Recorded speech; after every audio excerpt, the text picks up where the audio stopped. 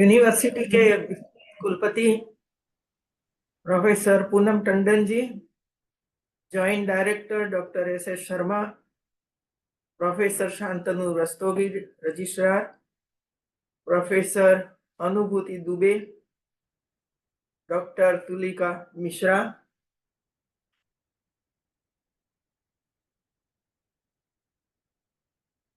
सभी अधिकारीगण, छात्र छात्राएं।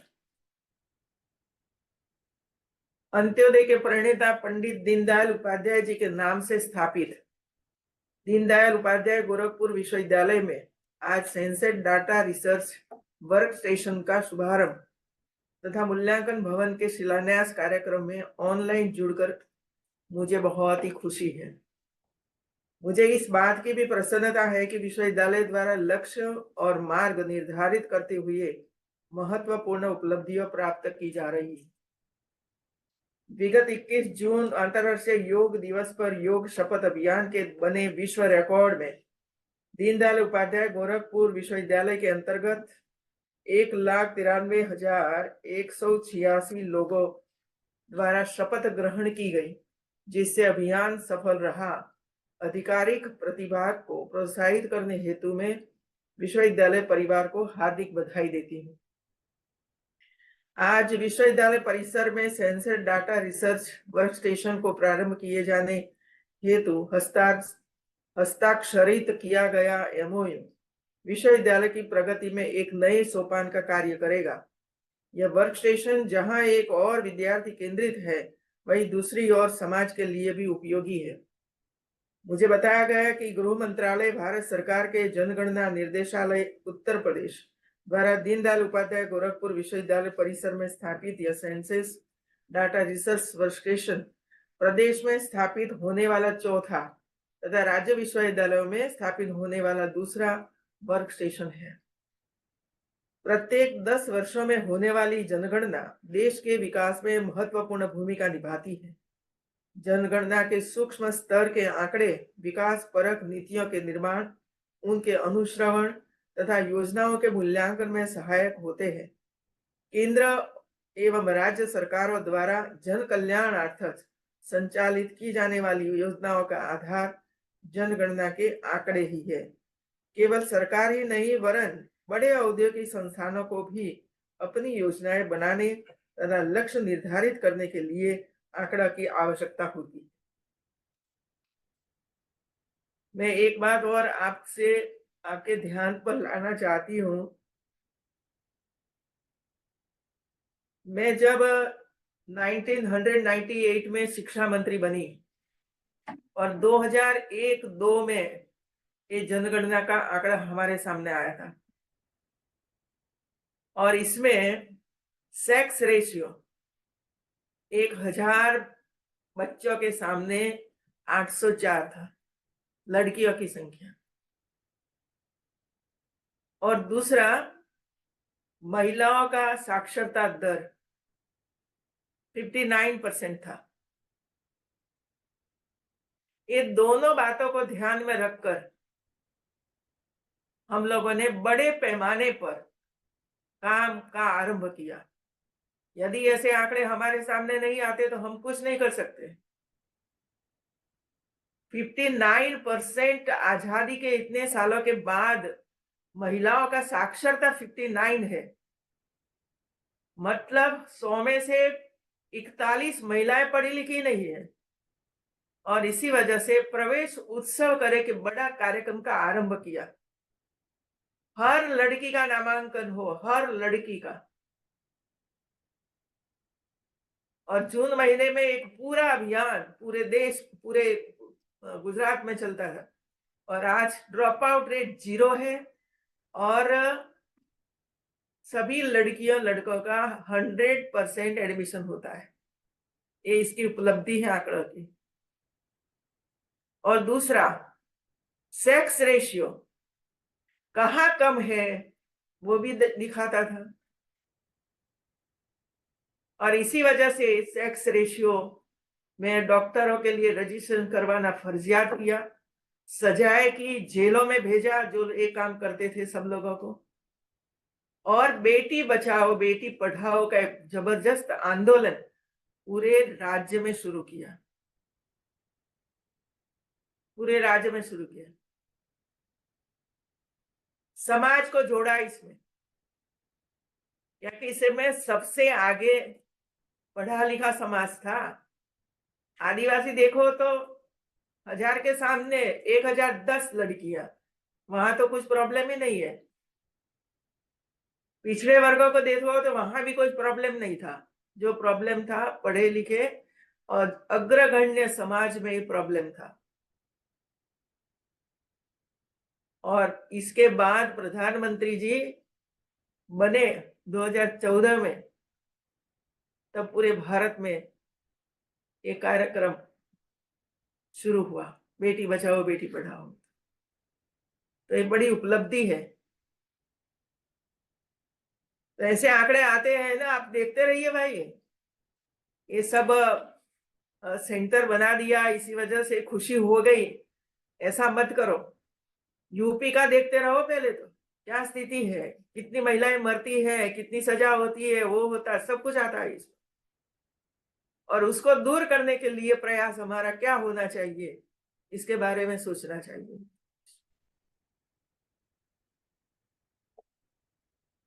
तो मुझे लगा कि जरा एक जनगणना का है तो मैं बता दूं आप सबको कि हम किस तरह काम करते थे, और इसी तरह उत्तर प्रदेश में भी काम होना ही चाहिए। और मैं तो गृह मंत्रालय को भी यही कहती हूँ कि आयोजन करवाइए पूरे देश भर में। जहां भी कमियां है उसको दूर करने के लिए भारत सरकार की ओर से भी या तो गृह मंत्रालय की ओर से भी ऐसे कार्यक्रम आना चाहिए, और हर राज्य में हर समाज में ये कार्यक्रम पहुंचना चाहिए। जनगणना का कार्य कठिन होने के साथ साथ थोड़ा तकनीकी भी होती है।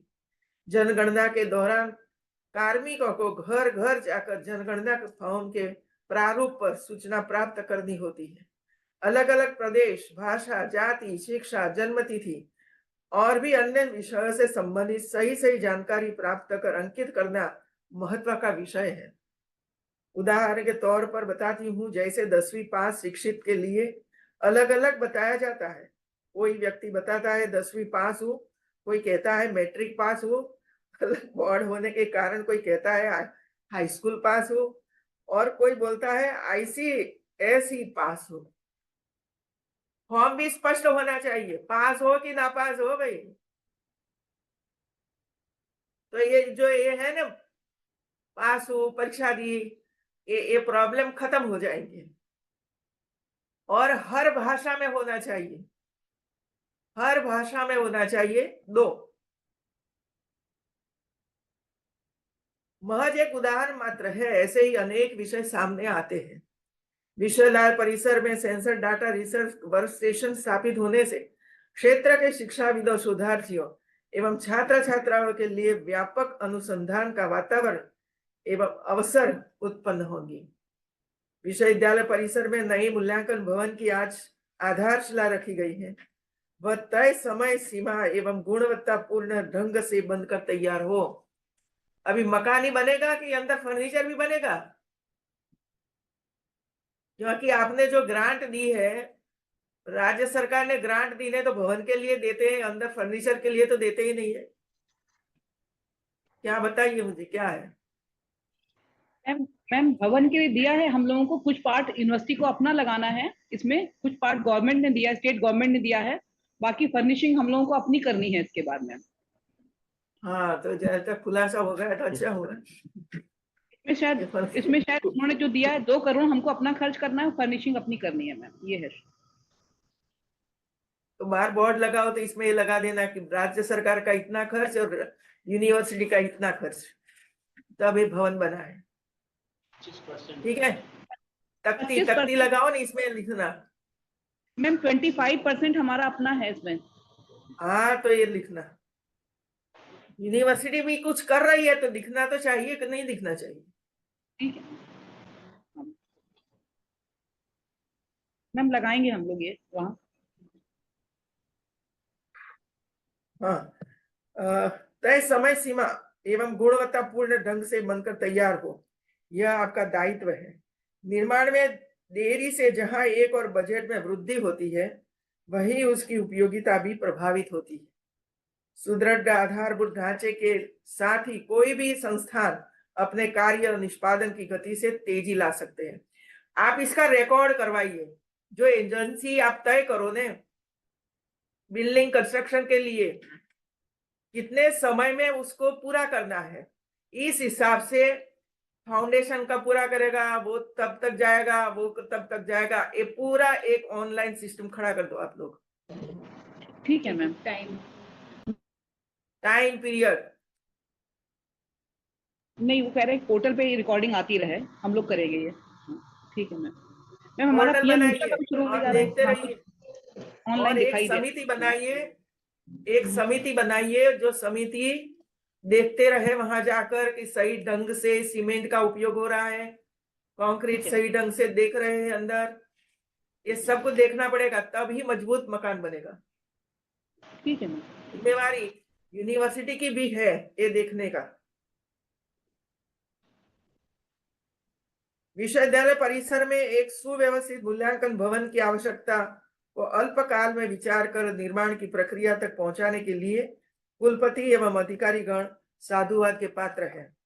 आपने देखा एवं सुना है कि आजकल परीक्षा एवं उनके परिणाम संपूर्ण देश में चर्चा का विषय है। ऐसे में हमें विश्वविद्यालयों में ऐसी व्यवस्था स्थापित करनी चाहिए कि परीक्षा की शुचिता, गोपनीयता और पारदर्शिता बनी रहे। हमें ऐसे असामाजिक तत्वों की पहचान के लिए आंतरिक तंत्र भी विकसित करना चाहिए जो बाहरी लोगों से मिलकर ऐसी घटनाओं को अंजाम देते हैं। विश्वविद्यालयों और शैक्षणिक संस्थानों के लिए विद्यार्थियों का हित सर्वोपरि होना चाहिए। नई शिक्षा नीति के क्रियान्वयन में दीनदयाल उपाध्याय गोरखपुर विश्वविद्यालय ने अग्रणी भूमिका का निर्वहन किया है। नए पाठ्यक्रमों का निर्माण कर इस विश्वविद्यालय ने विकसित भारत की परिकल्पना को साकार करने की दिशा में महत्वपूर्ण कदम उठाया है। प्रधानमंत्री उच्चतर शिक्षा अभियान पीएम उषा के अंतर्गत दीनदयाल उपाध्याय गोरखपुर विश्वविद्यालय को 100 करोड़ के लिए चयनित होना भी हर्ष का विषय है। यह अनुदान नई राष्ट्रीय शिक्षा नीति के अनुरूप बहुविषयक शिक्षा और अनुसंधान के महत्वपूर्ण केंद्र के रूप में इस विश्वविद्यालय को विकसित करने में सहयोग करेगा, जिसका लाभ पूर्वांचल की मेगा को प्राप्त होगा। इससे पूर्व नेक AA+ ग्रेड प्राप्त होने पर विश्वविद्यालय की ख्याति में आशातीत वृद्धि हुई है। आप लोगों को 100 करोड़ रुपया मिला है, इसका भी बजट बनाया होगा और इसका भी ध्यान रखिए, समय मर्यादा में काम पूर्ण होना चाहिए। देश के माननीय प्रधानमंत्री श्री नरेंद्र मोदी जी की विकसित भारत की संकल्पना को पूरा करने में विश्वविद्यालयों की महत्वपूर्ण भूमिका है, परंतु इसके लिए जरूरी है कि हमारे विश्वविद्यालय अपने अनुसंधान पक्ष को मजबूत करें, अधिक से अधिक समाज उपयोगी शोध को बढ़ावा दे, जिससे सामाजिक दायित्व का निर्वहन हो सके। यह विकसित भारत के हमारे स्वप्नों के लिए जरूरी है। मैं अपनी बात समाप्त करते हुए कहना चाहूंगी कि शिक्षा का उद्देश्य सिर्फ स्वयं को समृद्ध संतृप्त करना मात्र नहीं है, बल्कि अपने आसपास के परिवेश को, समाज और देश को अपने ज्ञान से समृद्ध और संतृप्त करना भी है। विश्वविद्यालय को इस बारे में नई भूमिका निभाने के लिए तैयार होना चाहिए। अभी एक कार्यक्रम में हमारे प्रधानमंत्री श्री ने सबको ये कहा है कि आपकी माता के नाम से एक पेड़ लगाइए, माँ के नाम एक पेड़। मैं आशा व्यक्त करती हूँ यूनिवर्सिटी को कि आपके यहाँ जितने स्टूडेंट्स हैं और जितने अध्यापक हैं, सब मिलकर अपने माँ के नाम पर पेड़ लगाए। सिर्फ पेड़ नहीं, वो जीवित रहे, इसके लिए भी सतत प्रयास करें। और माँ जीवित है तो माँ को साथ में रखिए, या माँ जीवित नहीं है तो उसको फोटो लगाइए और बच्चों को प्रेरित करिए कि ये हमारा काम है, माँ ने जो संस्कार दिए हैं उसको जीवित रखने का। एक बार पुनः आप सभी को नए अकादमिक सत्र की हार्दिक शुभकामनाएं देती हूँ। अब आप बताइए समझ में कहाँ तक पहुंचे हैं। एक मिनट। महामहिम कुलाधिपति महोदय ने जो आदेश दिया है, इसमें अभी आपकी इस कार्यक्रम के पूर्व आधा घंटा लगभग आप ही के शहर की दूसरी विश्वविद्यालय MMTU मदन मोहन मालवीय तकनीकी विश्वविद्यालय ने समर्थ पोर्टल को क्रियान्वित करने की आज आरंभ किया। और पूरा अप्रैल 23-24 को जो हमने AKTU में जो बड़ा कार्यक्रम किया था, जिसमें महामहिम 2 दिन लगातार उपस्थित थी, उसमें आप लोग भी थे, तो 2 महीने में उन्होंने अपना यहाँ पर इम्प्लीमेंटेशन उसका किया, पूरा इम्प्लीमेंटेशन, पूरे 41 मॉड्यूल्स का उन्होंने पूरा इम्प्लीमेंटेशन किया। तो आपके यहाँ पर जो उन्होंने प्रगति बताई दिल्ली विश्वविद्यालय में, उसमें आपका नंबर 4 पर है प्रगति में। मतलब जो भी 21 हमारे विश्वविद्यालय उस दिन थे, उसमें से चौथे नंबर पे आप है। आपके आगे बुंदेलखंड, मेरठ, कानपुर विश्वविद्यालय और गोरखपुर विश्वविद्यालय चौथे नंबर पे हैं। तो यही अपेक्षा की गई है कि नंबर 1, अगर जल्दी से जल्दी आप इस एकेडमिक सेशन की जितनी एडमिशंस है वो समर्थ पोर्टल के माध्यम से आरंभ करें, नंबर 1। नंबर 2, MMTU विश्वविद्यालय वहां पर स्थानीय विश्वविद्यालय है। अगर कोई इम्प्लीमेंटेशन में आपको शंकाएं आती है, दिक्कतें आती है, अड़चने आती है, तो उनका मार्गदर्शन आप जरूर प्राप्त करें। तो यही मुझे कहने के निर्देश हुए थे। इसको जरूर कुलपति और बाकी पूरी इम्प्लीमेंटेशन टीम इसको ध्यान रखेगी। मैम हम लोग लगे हैं, हम लोग का लीव मैनेजमेंट वाला 2 दिन के अंदर लॉन्च करने जा रहे हैं। कुछ मॉड्यूल और भी हम लोग लॉन्च करने जा रहे हैं और MMTU से हम लोग मार्गदर्शन ले लेंगे, हमारे बहुत पास में भी है। तो मैम सहयोग लेके हम लोग जल्दी, और एडमिशन में बच्चों का रजिस्ट्रेशन हम लोग सारे का, विश्वविद्यालय का और महाविद्यालय का, समर्थ पे हम कराएंगे इस बार मैम। ऐसा हमने माना है, हमारी चीजें मैम मूव कर रही हैं और गति देंगे उसको हम लोग। ठीक है, अच्छा है।